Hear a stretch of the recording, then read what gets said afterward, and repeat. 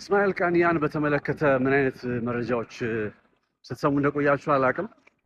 ነገር ግን አንዳንዴ ምን እየተባለ ነበረ፣ እስማኤል ቃኒያ የተባሉት የኢራን ከፍተኛ መሪ ለእስራኤል ሰልለዋል በሚል አሁን ብቻ አይደለም ባይዘው እንደዚህ አይነት ዜናዎች የተሰሙት ባለፈው በጥር ማለት በሰኔ 2019 ላይ በነበረው ትንሙላ በነበረው ጦርነት ላይ 12 ቀን ጦርነት ላይም እስማኤል ቃኒያ እንዲሁ አሁን በስማቸው በሚታማው መልኩ ስማቸው ተነስቶ ነበርና ከዛ በኋላ የወጡት መረጃዎች ምንድናቸው? የመጀመሪያው ራሳቸውን አጥፍተዋል በሚል የተሰራጨ መረጃ አለ። ቪዲዮንም ኢቭን በማህበራዊ ትስስር ገጽ ላይ እያጋሩት ነበር፣ ራሳቸውን አጠፉ በሚል የተሰራጨው መረጃ።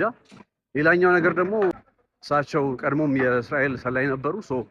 ያን በሚያረጋግጥ ሁኔታ ከድተው ወደ እስራኤል ገብተዋል የሚል አይነት ጉዳይም እየተወራ ነበረ እና ያለው መረጃ ምንድነው በሚል ትናንትና ሰዎች ደውለውልኝ ነበርና በጉዳዩ ላይ አንዳች ማጣራቶችን አድርገህ መረጃዎችን ብትሰራልን ብለውኝ ነበርና ያን ታሳቢ አድርጌ ነውና ምንም አይነት ቬሪፋይድ የሆነ መረጃ አልተገኘም። አሁን ራሳቸውን አጠፉ በሚባለውም በእስራኤል ከዱ በሚባለውም ጉዳይ ላይ ምንም ቬሪፋይድ ወይም የተረጋገጠ ነገር የለም።